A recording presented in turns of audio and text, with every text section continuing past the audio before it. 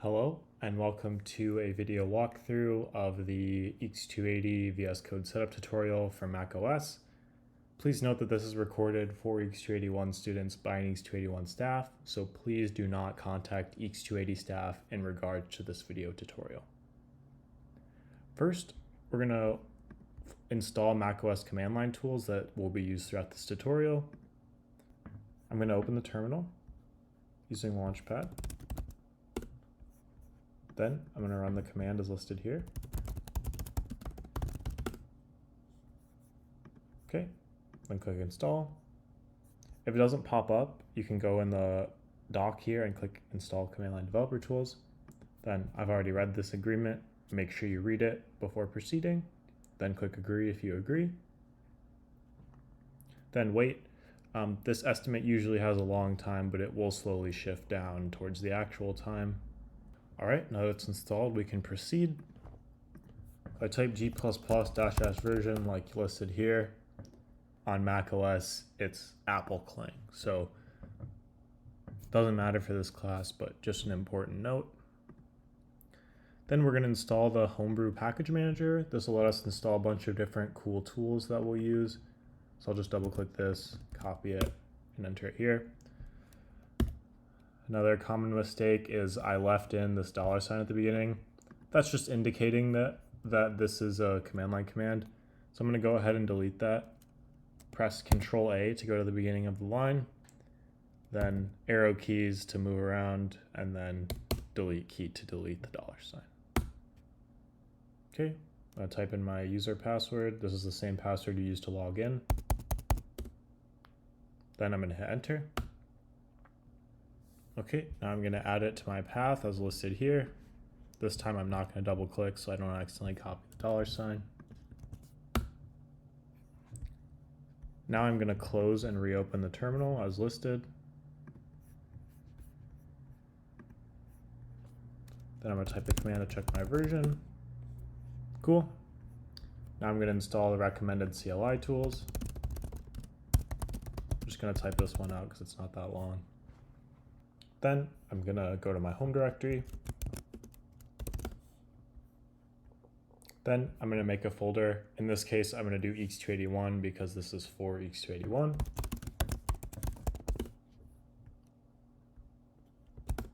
It's been created, as you can see. This is an important note here. You don't really want to use spaces in your paths because it can cause trouble with different tools. This is something I've personally experienced a lot. It's very good to keep your stuff without spaces. Now, for the rest of these things, these are all troubleshooting or how to use the command line. If you're interested in that, that's out of the scope of this video, but you can go and explore that on this page. Right, now that I've installed the command line tools, I'm going to go back. I'm going to go ahead and check the compiler version and debugger version. Looks good. And then I already know how to use the command line interface. I'm not going to cover it in this tutorial, but you can check that if you're not familiar with it. Now we're going to check some installation things. So first we're going to check the version of macOS we have. In this case, I'm on the latest macOS Sequoia 15.4.1. Just have to make sure you have 11.1 or later. Then I'm going to use the Homebrew Package Manager to install VSCode.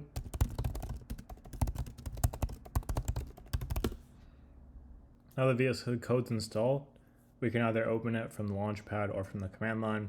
I'm going to open it from the command line. And here you can see it's opened. I'm going to drag it to the right. Next, we're going to install the Microsoft C/E++ extension. Right here. And as it's noted, you don't need this extension pack with the 3 things, just not necessary. Now we're going to get the CodeLLDB extension in order to get debugging support with LLDB. Then trust publisher and install. Finally, I'm going to clear out the search panel with this, and you can see that we have C/E++ and CodeLLDB installed. Now I'm going to close the window. Then I'm going to create a folder for our project. So in this case, I'm going to navigate to X281. Then I'm going to make a folder here. They're using p1-stats. I'm going to use p0-statistics because that's our first project in X281. Then I'm going to enter it. A very important note here, please don't put any spaces in your like folder names or file names because it can mess with the tools that you use to program and it'll just give you more headache than necessary. Now I'm going to check that I'm in the right folder by doing pwd, print working directory, and you can see that I am in p0-statistics. Now I'm going to do code dot to open a VS Code instance in this folder. The dot here means the current working directory, so as we showed above, that's the p0-statistics folder, but you can also do code space and then the path, the full path, like this, p0-statistics, or even a relative path, like this. But I'm just going to do code dot. Next, I'm going to say, yes, I trust the authors. Of course, you have to trust us sort of if you want to get your grade. Then I'm going to click terminal up here and new terminal. Then I'm going to download the files. Here, they're using the 280 tutorial project. I'm going to use p0-statistics. Click this hamburger menu, then starter and sampler files, then double click this, copy link, go here, wget, paste the link. You can ignore this for now. Click enter, then tar xvf p0-statistics-files.tgz. Then I'm going to move all of the files out to our main folder. The tar command creates a new folder just because of how we packaged it. Then I'm going to remove the old folder and the tar file. All right, now we have just the files we need. Continuing, if you open project 0-cpp, again, you can ignore this. I would actually say don't show again for this extension. Say no to that. You can see the project 0 code. Notice here that the file name is italicized. That means that if you open a new file, it will be replaced. There's two ways you can keep a file. So you can either double click to open, that'll change it to normal, or you can single click and then double click the file name up here. Anyways, you can see the basic project 0 code here. We're not going to go through how to do project 0 in this tutorial, but now you have the code for it. Then can inspect the makefile. So this is pretty advanced. Again, we won't cover the makefile in this tutorial, but you only need a few things in here. Again, I'm going to ignore this makefile tools recommendation. Now we don't need to do the starter file stuff because we already did that for our p0-statistics. Then we don't need to rename any files because of how X281 sets up their projects. If you want to add files, you can go here and then do whatever. In this case, I just did random stuff and then .cpp. You can also use touch to create a new file. That'll just make an empty file. Now we're going to compile. So in this case, they use make main.exe, and you could do that with make project 0. Another way I usually like to do is make debug for debug executable, make release for release executable. That's the same thing as project 0. But again, our focus isn't on the make file. We're going to go over debugging. So I'm going to create a launch.json. Unfortunately, due to a bug in CodeLLDB, we'll have to manually create a blank launch.json first. You can do that with some easy commands in the terminal. First, make sure you're in your project directory, wherever all your files are. Then run mkdir-p.vscode, then touch.vscode/launch.json. Then click this play button for your launch.json file. Click out of this, click add configuration, click CodeLLDB launch. It says executable file in these brackets. Well, that's not the name of our executable file. Our file in this case is project0_debug. In general, when you run make debug, your last thing here will be your executable name, and that's what you want to put here. Next, we're going to launch the debugger with this play button, and you'll have to type in your password here. And you'll see if we go to terminal, we get error no mode specified. That's fine. If you look through the P0 code, we actually just haven't implemented modes yet. An important pitfall here is that if you don't rebuild with make debug, your code will be out of date. So like, for example, it says error no mode specified. If I go and change that right now, like just add in some keyboard spam and save, and I click debug again, it's still no mode specified. Only when I run make debug to rebuild does it update. Now, another tricky thing is if I run a different compile thing like make release, it still doesn't update the code. So you'll see I reverted the change, but it's still there. I have to run make debug to build the debug target in order for it to update in the debugger.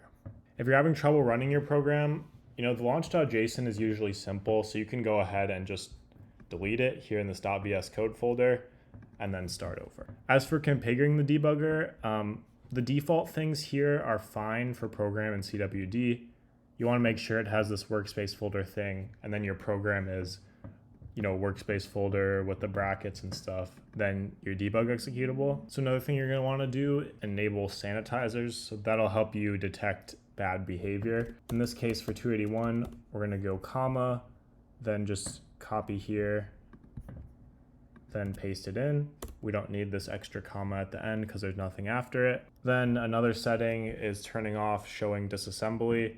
So we can go code, settings, then LLDB show disassembly. Disassembly may be helpful, but for this class, it will just be confusing. Now, running program on command line, we're not going to cover that in this tutorial. But if you want to add command line arguments, there's a couple things here. So in terms of this project, you'll see when you actually do it that there's two command line arguments. One of them is -h, and the other one is either -m. So like -m, no resize. There you go there. Or we could do -- mode or -- help.